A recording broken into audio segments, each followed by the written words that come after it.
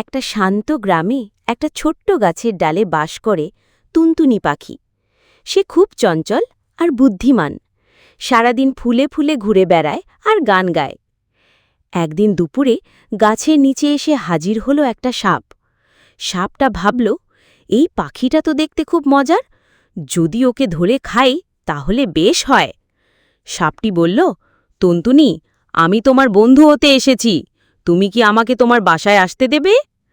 টুনটুনি বুঝে ফেলল, এই সাপ ভালো কিছু চায় না। সে নিজের বুদ্ধি খাটাতে লাগল। টুনটুনি বলল, ঠিক আছে সাপ ভাই, তুমি যদি সত্যিই বন্ধু হতে চাও তবে আগে প্রমাণ দাও যে তুমি কারো ক্ষতি করবে না। দেখো, ওই জঙ্গলের ভেতরে একটা মাটির হাঁড়ি আছে, তাতে মধু আছে।